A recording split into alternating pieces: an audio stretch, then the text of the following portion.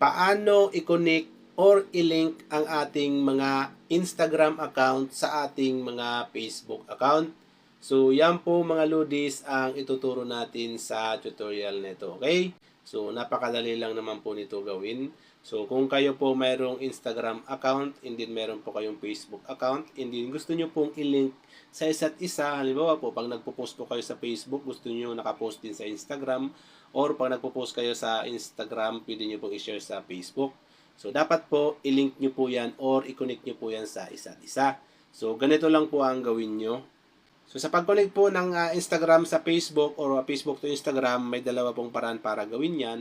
Pwede po kayong gumamit ng Instagram application or account or Facebook account po, okay, or Facebook apps. So, ang gagamitin ko po dito mga Lodis ay Facebook application. So, kung ang gagamitin nyo po ay Instagram account, so ipalo nyo lang po yung sunod na gagawin ko. Hanapin nyo lang po yung setting ng inyong Instagram and then hanapin nyo po yung sunod step na gagawin ko. And then, dapat po ay nakalagin po ang dalawang yan. Dapat po nakalagin ang Facebook nyo na i-connect nyo sa Instagram, and then dapat po nakalagin ang Instagram account na i-connect nyo sa Facebook. Kasi po, pag hindi po nakalagin yan, kailangan nyo pang mag-provide ng information dun sa pag once po kayo nag-connect. Mas madali kasi kung nakalagin na sila. Ngayon, pag nakalagin na po, i-open nyo na lang po yung application kung saan po kayo balak nyo i-connect. So, ang gagamitin ko po dito ay Facebook. Open natin. And then, pagdating nyo dito sa inyong Facebook, pumunta kayo dito, i-click nyo itong tatlong slash niya sa gilid. Mapupunta po tayo dito sa menu ng ating Facebook. I-scroll up lang po natin. I-click natin itong setting in privacy.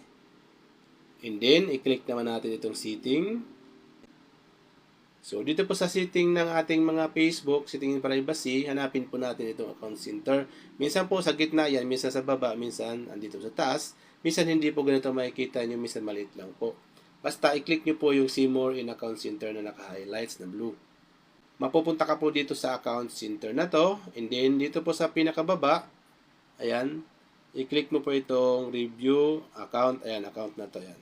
And then, dito po, makikita nyo dito yung kung meron na po nakakonect na account sa inyong mga Facebook. So, para po mag-connect siya or para po i-link, i-click mo lang po itong add account.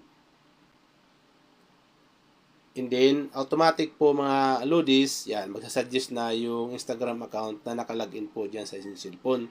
Kasi po, pag hindi po yan nakalagin, yan, maglalagay po kayo ng password and username ng inyong Instagram or ng Facebook nyo. So, i-click nyo lang po itong continue. Kung hindi naman po yan, ay not yun nyo. And then, ayan po, adding, finish adding your account. So, yes, finish adding lang, ayan.